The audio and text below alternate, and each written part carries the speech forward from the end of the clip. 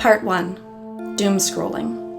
The practice of obsessively checking online news for updates, especially on social media feeds, with the expectation that the news will be bad, such that the feeling of dread from this negative expectation fuels a compulsion to continue looking for updates in a self-perpetuating cycle.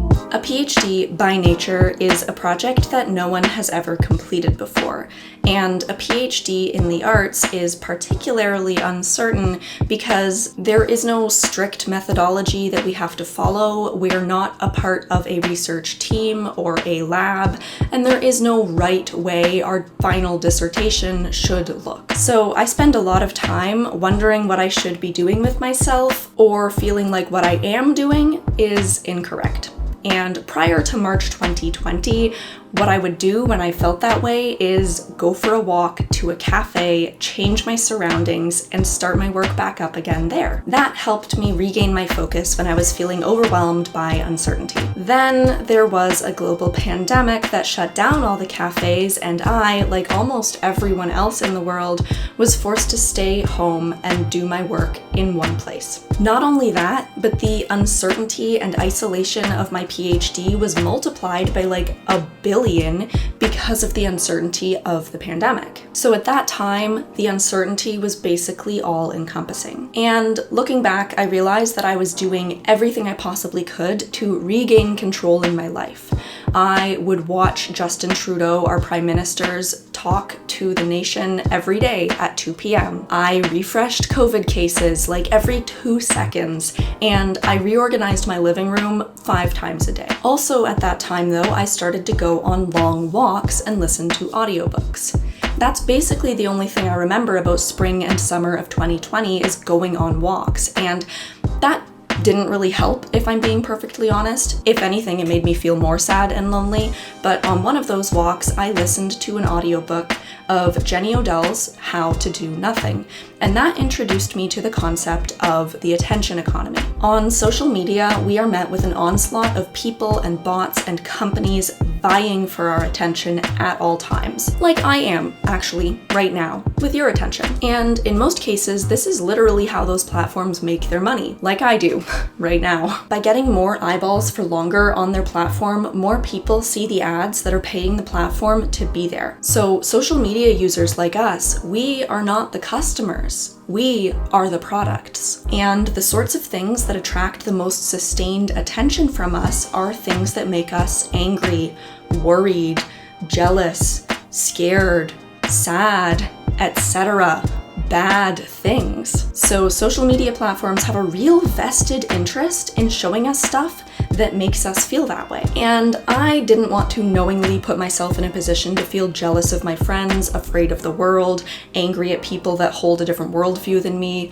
So I deleted all of my social media except YouTube. I got rid of Facebook, Instagram, and Twitter. And I have never regretted that decision. But I am not here to tell you that you should quit social media because it will solve your anxiety and stress. It doesn't. Or it didn't for me, anyway. Because as much as I couldn't doom scroll Facebook in moments of uncertainty and stress anymore, I still didn't have anything to replace it with. So instead of refreshing my Facebook feed, I would refresh the Google News area of my phone.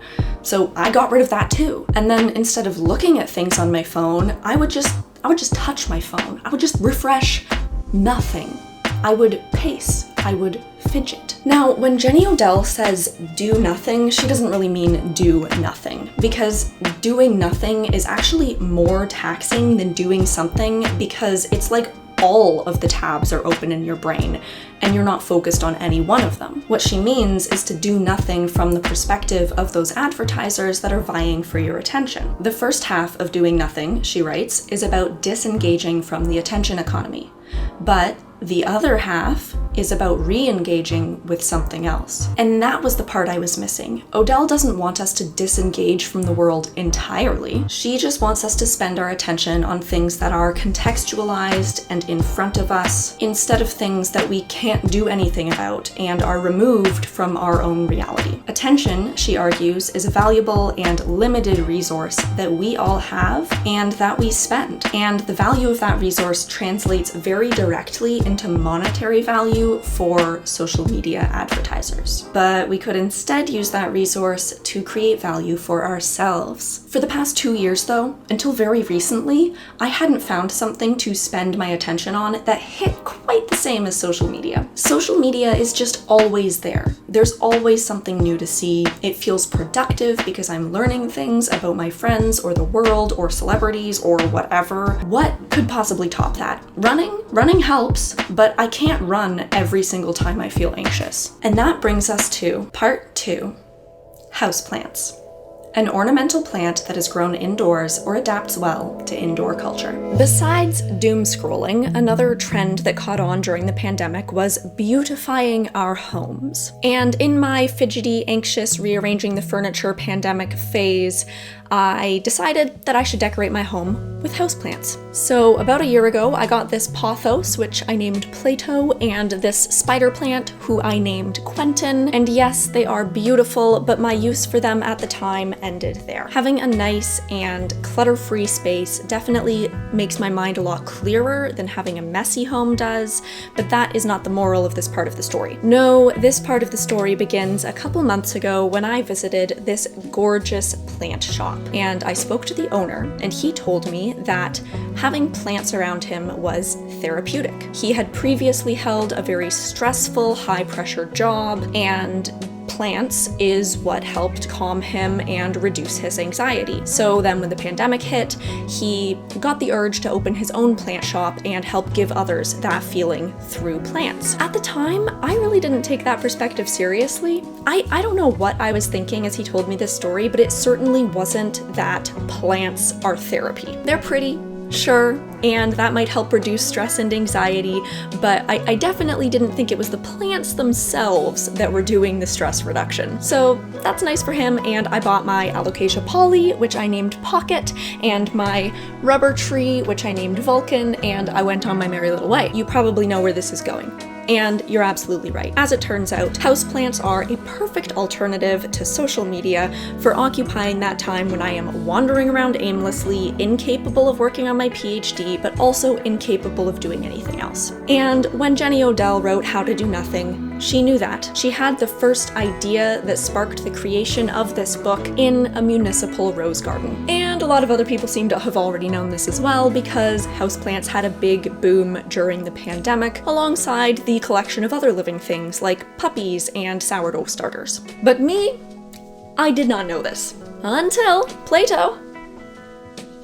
My pothos grew this massive vine. It was like at least 15 leaves long. And so I learned how to propagate pothos cuttings in water, and I put a little jar of cuttings on my desk. And then, over the span of about 4 weeks, these thin little white roots started to take form out of these brown nodes that are coming out of the stem. So then, every time I needed a break from my work, instead of opening up YouTube and seeing what new videos were on the homepage, I would look at my pothos propagation, and I would see what new roots had grown from the stems. And that was so much fun that I made more pothos cuttings, and I put them all over my house. And now at this point, I have 7 plants and 3 little jars of pothos cuttings. And every time I need a break from work, I will go see what new roots have grown, see if there's any new leaves growing, see who needs water, see who has bugs that I need to get rid of. So these plants are ensuring that my mind stays focused and in a mindful state, while also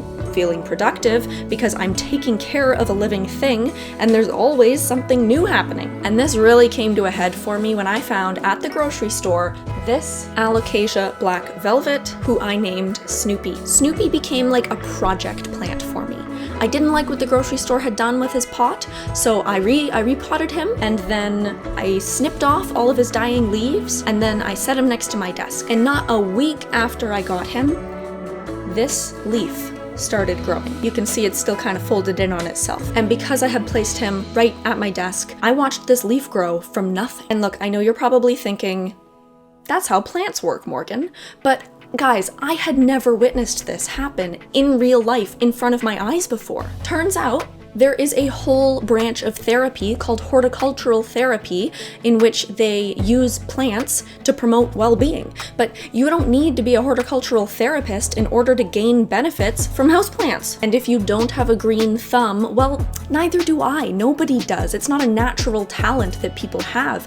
It's something that is cultivated over time. The more plants that you take care of, the more you will understand about taking care of plants. And if your plants die, they die. They're living things. They're going to die one day. Maybe use it as a stoic opportunity to meditate on your own mortality, or not, I don't know. But anyway, that is the moral of this video. If you've quit social media and you don't know where to go from there, buy a houseplant, or ask your friend for cuttings from their houseplant. It can actually be a totally free and accessible stress-relieving hobby. Get a bunch of different houseplants with different scents and different textures and use them as an opportunity for mindfulness throughout your day. Get a bunch of different types of plants that have different humidity and lighting and watering requirements so that you always have somebody to pay attention to. Learn when and how to water them, and then whenever you need a break from work, instead of checking your phone, check on your plants. As it turns out, plants can be therapeutic. They are scientifically proven to reduce stress. And maybe you already knew that, but I didn't. And you can bet that I'm gonna go out and buy a whole bunch more houseplants. See you in the next video.